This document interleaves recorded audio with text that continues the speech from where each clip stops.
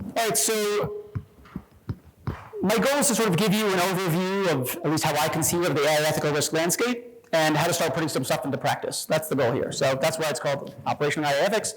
This is a short talk, obviously, so if you want more information, there's the book, but I won't go into details of the book right now, obviously. Okay, so I'm going to focus the talk around what I call the argument.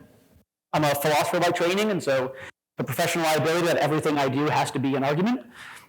Here's how the argument goes. I'm going to run through the argument quickly, and then we're going to break down the argument piece by piece. Premise one, the probabilities of certain kinds of ethical risks being realized by AI or ML are increased by virtue of how AI ML works. AI ML, I'm just going to use them interchangeably. I get it that there could be distinctions, but I'll use them interchangeably. So it's the way that I like to put it is, it's the nature of the beast that it gives rise to certain kinds of ethical risks, or rather, it increases the probability of certain kinds of ethical risks being realized. That said, this is number two, many AI ethical risks are use case specific. So it's the nature of the beast of AI that gives rise to these ethical risks. It's the particular application that you're using it for.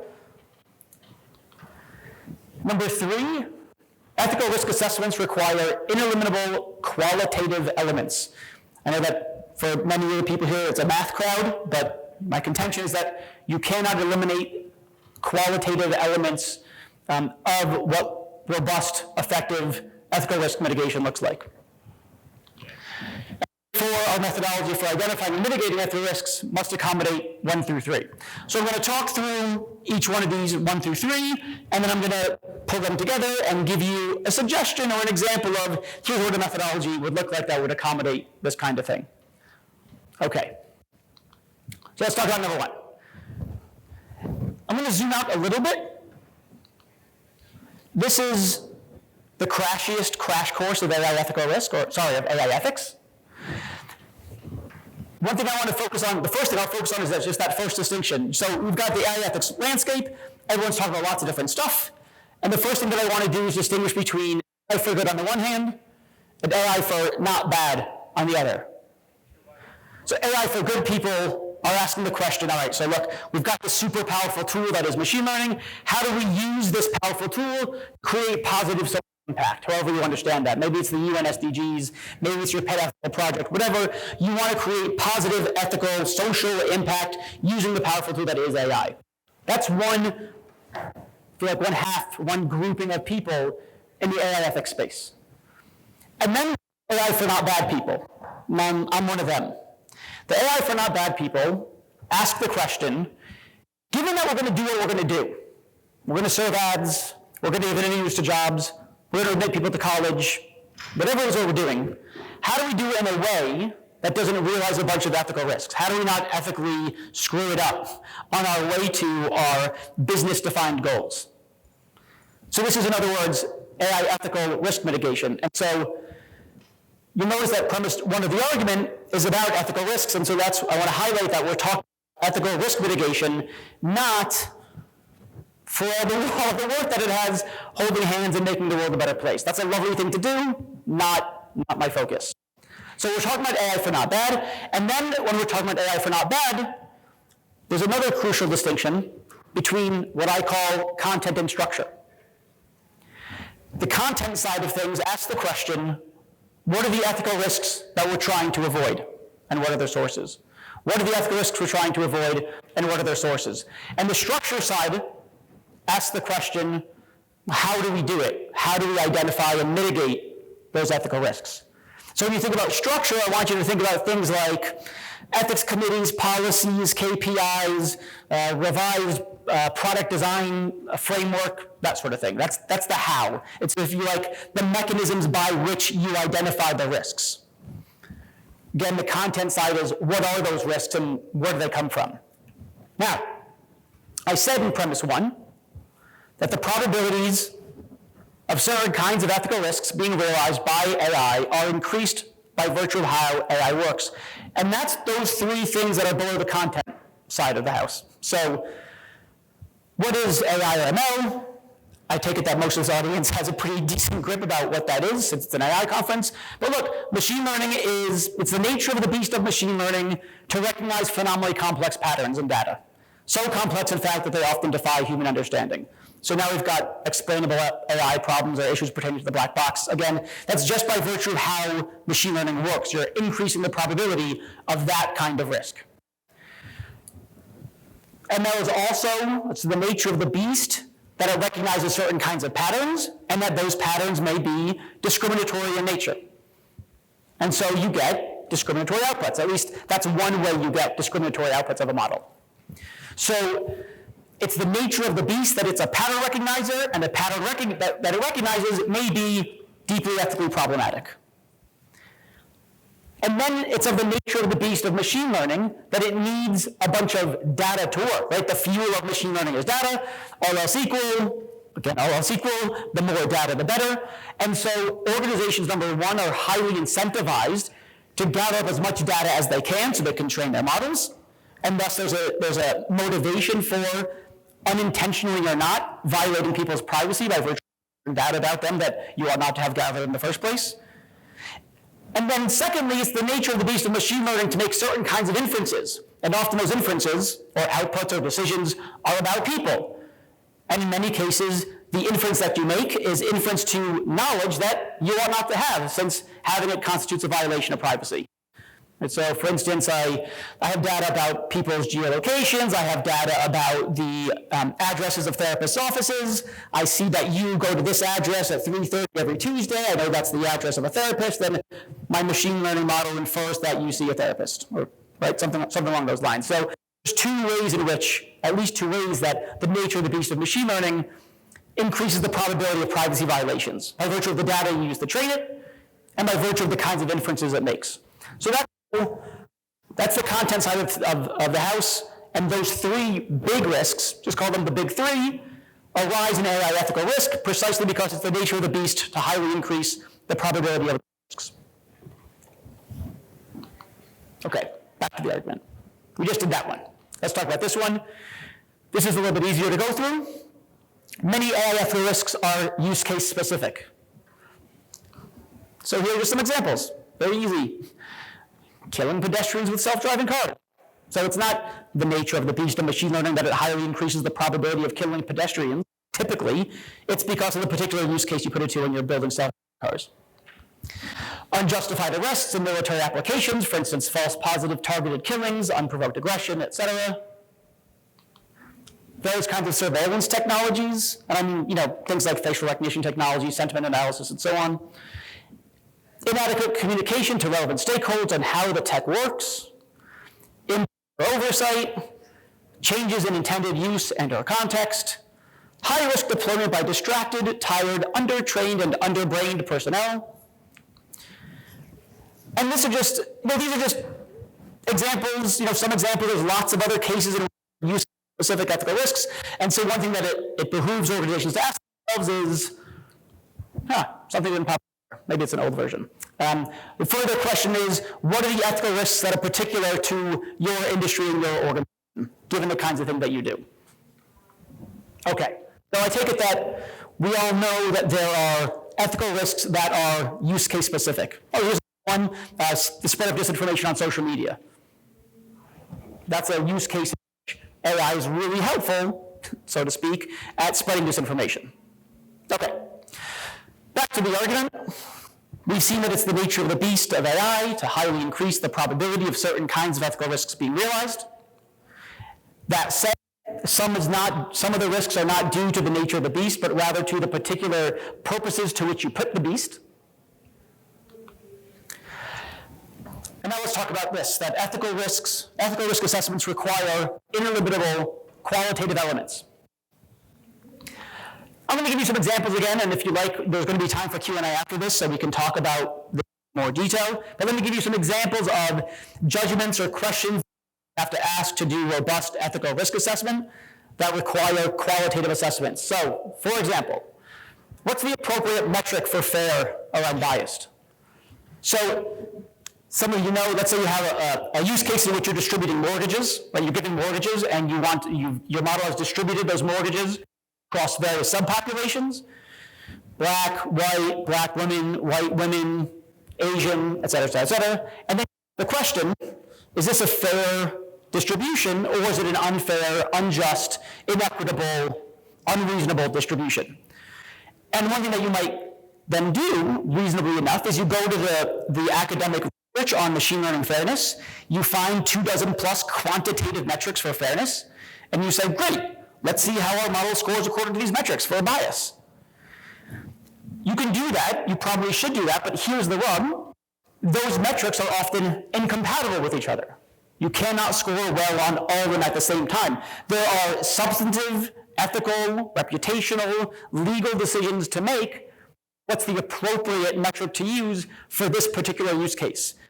And answering the question, what's the appropriate metric for this particular use case, is not the kind of thing that math can answer.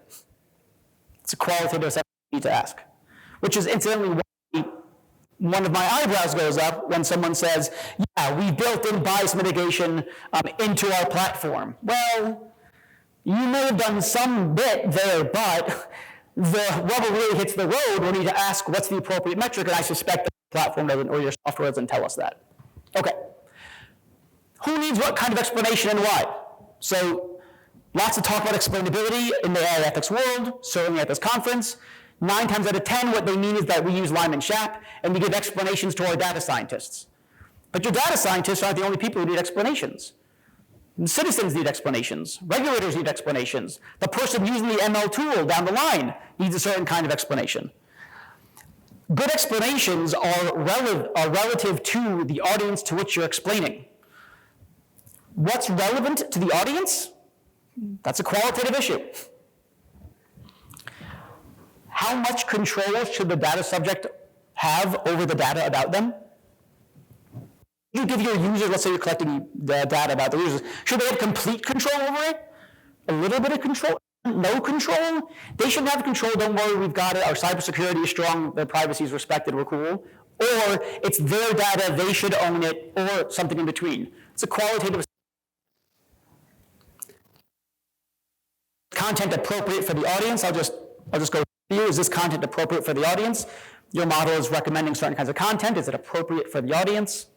Is this our responsibility, or the user's responsibility, or the government's responsibility? Does this place an undue burden on the user?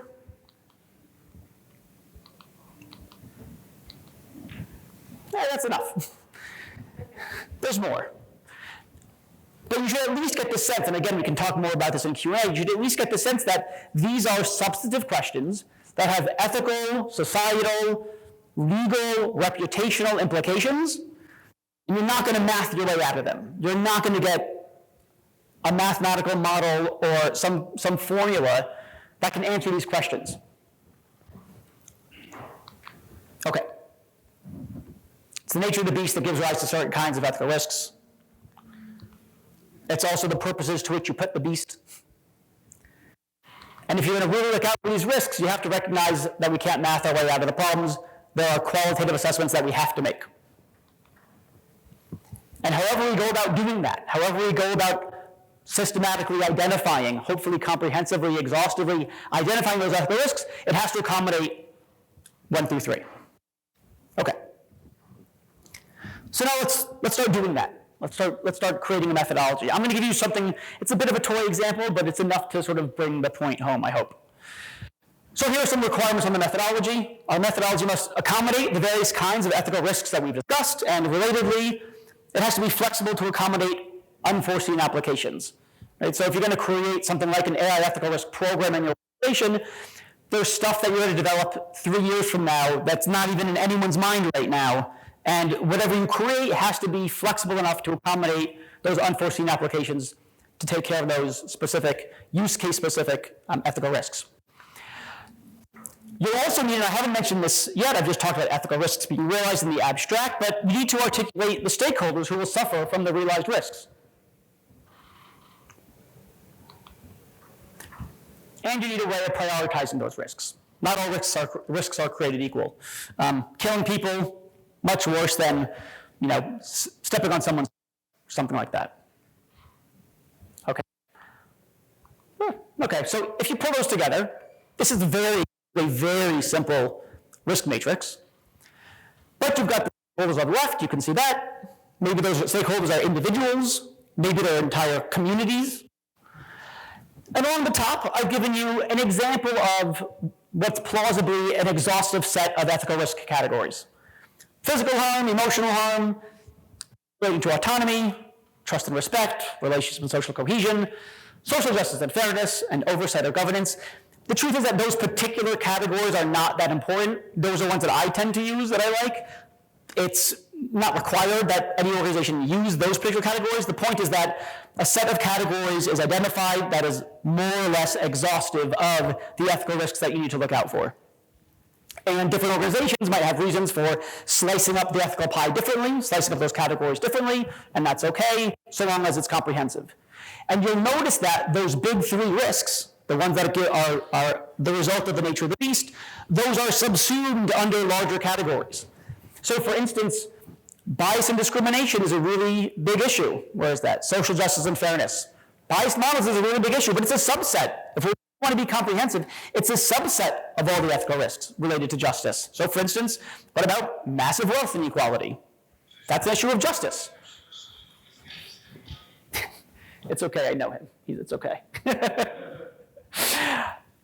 Okay, so this has a way of respecting the importance of the big three, but also not allowing the big three to blind us to all the other kinds of ethical risks that could happen when designing, deploying, et cetera, AI.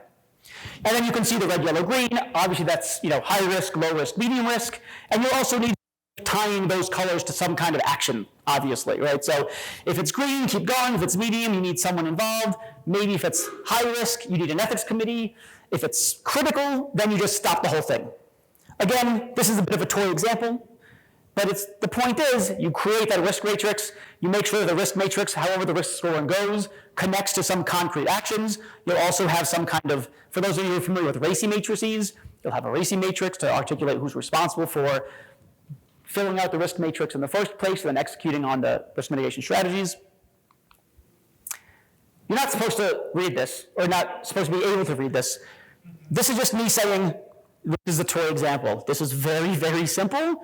All I care about communicating in this talk is the concept of the thing, but fair warning, this is a small snapshot of a much more detailed, comprehensive risk scoring matrix, which takes into account things like model life cycle and who's doing the risk assessment, et cetera. So just fair warning, I've given you a toy example. It's the concept that's appropriate, not the actual risk matrix that I'm showing you. Okay.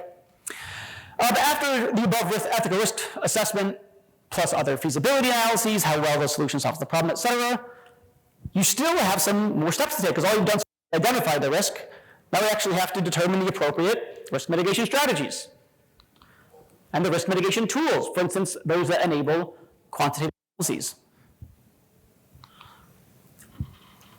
You need to define what the benchmarks are for sufficiently de-risked, and that has to do with that, what does green mean, what does yellow mean, what does orange mean, et cetera. And of course, you have to determine who determines which tools, strategies, and benchmarks.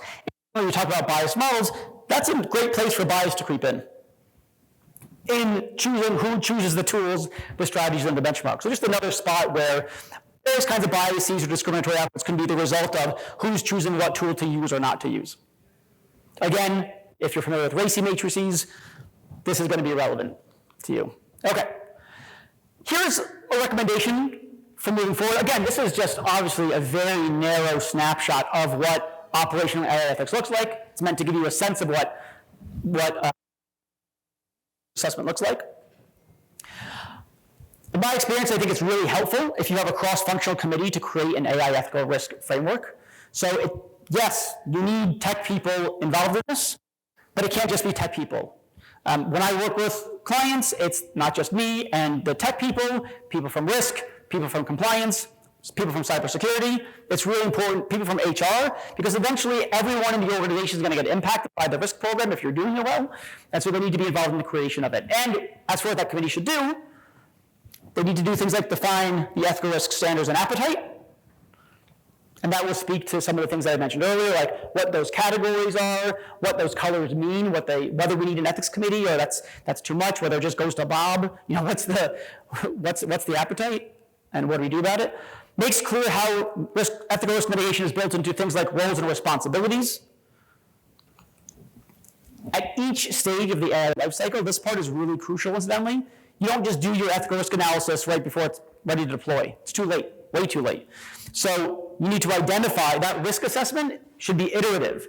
So you take that risk matrix or something like that risk matrix and you put it in at concept development and you put it during the design phase and during the testing and validation stage and during the deployment stage and during the monitor. It keeps you keep going back to it. The whole industry to be developed, right? But what's happening? I have no idea what just happened. Okay. And you need eventually to work into your policies and KPIs. Okay. And you also want to determine the oversight structure. So I've been talking as though, you just do this risk assessment. But in truth, that risk assessment performed by, say, data scientists and data engineers or the product team is just the first line of defense. There needs to be some kind of oversight structure. There's going to be a point at which that team smells ethical smoke, doesn't really know what to do. They need a lever to pull so that it goes to the appropriate people. Whether it's a committee or the Oracle or whatever, it needs to go to someone or ideally some set of people that can exercise the right kind of oversight.